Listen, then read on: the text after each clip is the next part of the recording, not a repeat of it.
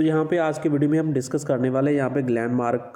Pharmaceutical company के बारे में। तो आप आज के दिन यहाँ पे आपको Q3 का रिजल्ट डिस्क्लोज करती हुई दिखाई दी है कंपनी। तो यहाँ पे ये आफ्टर मार्केट के बाद इसका रिजल्ट आया। तो यहाँ पे सबसे पहले अगर हम इसके प्रॉफिट की बात करेंगे तो यहाँ पे आपको 348 करोड़ का नेट प्रॉफिट जनरेट करके दिया, और पिछले ईयर में इसी क्वार्टर में आपको 351 करोड़ का यहाँ पे लॉस था कंपनी का। तो यहाँ पे ईयर ऑन ईयर बेसिस पर यहाँ पे कंपनी ने अच्छी ग्रोथ देखने को मिली है प्रॉफिट के अंदर। लेकिन अगर हम इसके यहाँ पे आगे बात करेंगे इसके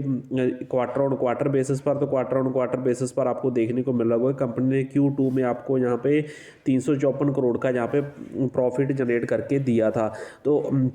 अब यहाँ पे तो अगर हम इस क्वार्टर में देखेंगे तो आपको 348 का यहाँ पे कंपनी ने प्रॉफिट जनरेट करके दिया। यहाँ पे क्वार्टर ऑन क्वार्टर बेसिस पर आपको देखने को मिल रहा होगा कि कंपनी के जो प्रॉफिट है वहाँ पे आपको यहाँ पे डाउन देखने को मिल रहा है, लेकिन ईयर ऑन ईयर बेसिस पर आपको एक बेहतरीन ग्रोथ देखने को मिल रही है कंपनी के यहाँ पे प्रॉफिट के अंदर। और अगर हम इसके यहाँ पे आगे बात करेंगे इसके रिवेन्यू की, तो यहाँ पे आपको रिवेन्यू देखने को मिल रहा होगा कि कंपनी ने यहाँ पे आपको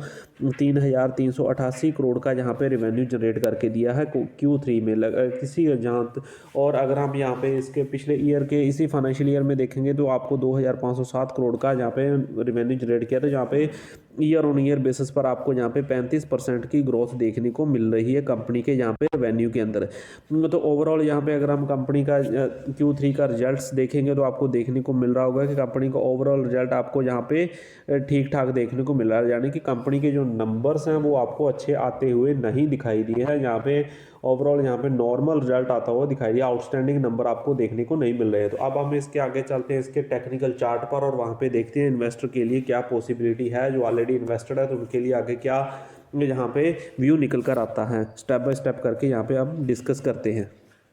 अगर हम कंपनी के टेक्निकल चार्ट की बात करेंगे तो आपको देखने को मिल रहा होगा कंपनी ऑलरेडी अपने यहाँ पे ऑल टाइम हाई से आपको यहाँ पे 27.78% आपको डाउन साइड देखने को मिल रहा है कंपनी के अंदर। और अगर हम आज की बात करेंगे तो आज आपको देखने को मिल रहा होगा कि कंपनी के यहाँ पे आज आपको लगभग 6.57% के आपको यहाँ पे कंपनी में डाउन साइड देखने को मिली। लगता जो मार्केट यहाँ पे एक्सपेक्ट करके चल रहा था कि यहाँ पे आपको रिजल्ट आपका ख़राब आने वाला, तो उसी के अकॉर्डिंग इसकी Q3 के रिजल्ट की परफॉर्मेंस रही है जहाँ पे ग्लेनमार्क कंपनी के।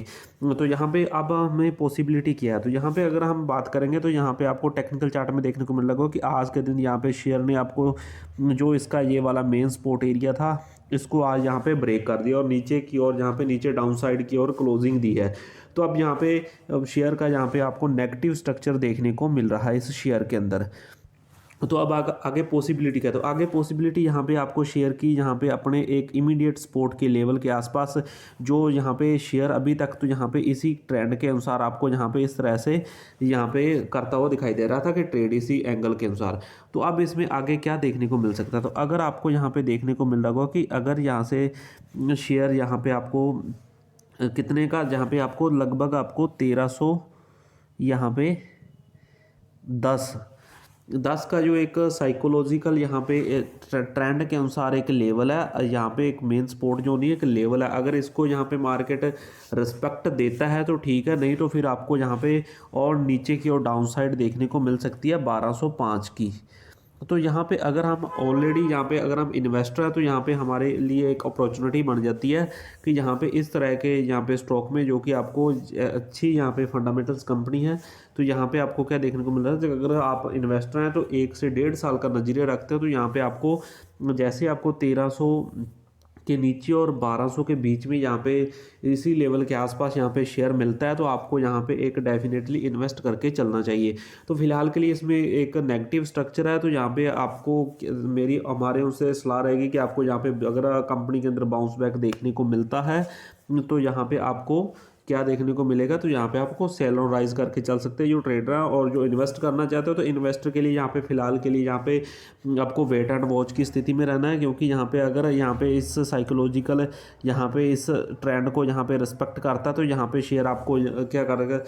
आपको कोशिश करेगा कि यहाँ पे आपको एक सपोर्ट लिया जाए और फिर से एक बाउंस बैक दिया जाए। लेकिन यहाँ पे पॉसिबिलिटी कम देखने को मिली है, क्योंकि यहाँ पे आपको हैवी वॉल्यूम्स के साथ यहाँ पे आज जहाँ पे शेयर को बेचा गया है। तो यहाँ पे पॉसिबिलिटी है कि शेयर आपको नीचे के लेवल यानी कि 1205 के लेवल के आसपास, यानी कि इससे 4 या 5% और नीचे यहाँ पे आपको